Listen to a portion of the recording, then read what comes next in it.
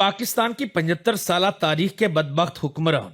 पाकिस्तान की तबाही ऐसे ही नहीं हुई, इसमें सब ताकतवर लोग शामिल हैं। पाकिस्तान की तबाही में सबसे बड़ा किरदार उन लोगों का है जो अपने आप को बड़ा दयानतदार जाहिर करते हैं। इस्लामी जमहूरिया पाकिस्तान की 75 साल तारीख में इस तरह के बदबख्त लोग आपको हर दहाई में मिल जाएंगे। 60 की दहाई तक पाकिस्तान में इंडस्ट्री फरोख पा रही थी। यहाँ पर फैक्ट्रियां, मिलें और कारखाने लग रहे थे। बजाय उन कारोबारी खानदानों के मशहूर होने के, ये सियासी सरगर्मियों को जिंदा रखे हुए थे। हमारे यहाँ सरमायादार को दुश्मन समझा गया और रही सही कसर भुट्टो के सोशलिज्म के ख्वाब ने पूरी कर दी। हमारे यहाँ नज़में पढ़ी जाने लगी कि छीनो मिल लुटेरों से, लिहाजा एक दिन भुट्टो ने नेशनलाइजेशन के जरिए ये सब कुछ छीन लिया। लोग रात को सोए तो बड़े वसी कारोबार के मालिक थे, और जब ये सुबह को जागे तो इनसे इनका सब कुछ छिन चुका था। ये लुट चुके थे, तबाहो बर्बाद हो चुके थे। भुट्टो ने 31 सनती यूनिट, 13 बैंक, 14 इंश्योरेंस कंपनियां, 10 शिपिंग कंपनियां और 2 पेट्रोलिंग कंपनियों समेत बहुत कुछ नेशनलाइज किया। Steel mill corporation of Pakistan इनके जायज मालकान से छीन लिया गया। मजदूरों और वर्कर्स को खुश करने के लिए सोशलिस्ट नाम पर यह वारदात इंतहाई बेहुदा तरीके से की गई। शुरू में कहा गया कि हुकूमत इन सनतों का इंतजाम संभाल रही है,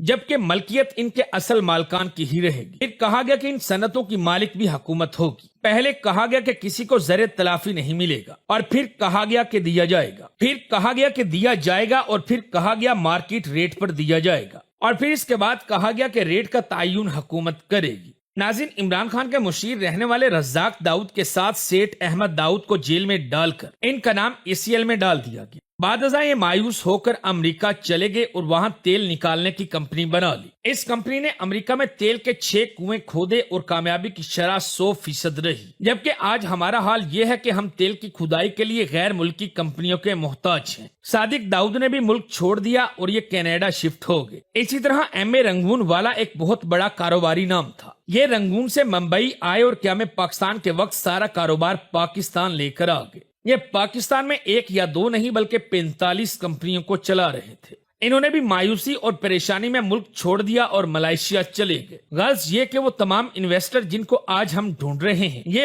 पाकिस्तान छोड़कर मुख्तलिफ ममालिक में बहुत पहले शिफ्ट हो चुके। मजदूर अब सरकारी मुलाजिम थे और इनको काम करने की भला क्या जरूरत थी। नतीजा ये निकला कि एक ही साल में कमाई गई सनत का 80% हिस्सा बर्बाद हो गया। ज़राई ग्रोथ की शरह में 3 गुना कमी वाक़या हो गई और नौबत कर्जों तक आन पहुंची। जितना कर्ज मशरकी और मगरबी मुत्तहदा पाकिस्तान ने अपनी पूरी तारीख में लिया था, इससे ज्यादा कर्ज भुट्टो हुकूमत ने चंद सालों में ले लिया। खित्ते में सबसे ज्यादा अफरात-ए-ज़र पाकिस्तान में था। अदायगियों के खसारे में 795% इजाफा हुआ। स्टेट बैंक हर साल की रिपोर्ट पेश किया करता था। भुट्टो ने स्टेट बैंक को ये रिपोर्ट 4 साल तक पेश ही ना करने दी, ताकि लोगों को इस बात का इल्म ही ना हो कि कितनी तबाही और बर्बादी हो चुकी। दोस्तों, हम वो लोग हैं जो अपनी इंडस्ट्रियां अपने हाथों से तबाह करके हम चाइना की मिन्नतें कर रहे होते हैं कि यहाँ पर इंडस्ट्री लगाएं। दुनिया हर मामले में कहां से कहां पहुंच गई और हम उल्टा 1947 से भी पीछे जा रहे हैं। फिर मैं क्यों ना कहूं कि पाकिस्तान का ये बुरा हाल करने में जुल्फकार अली भुट्टो और पीपल्स पार्टी का पूरा हाथ है। और भुट्टो के बाद जो करप्ट सियासतदान हम पर हुकूमत करने लगे, रही सही कसर इन्होंने आकर पूरी कर दी।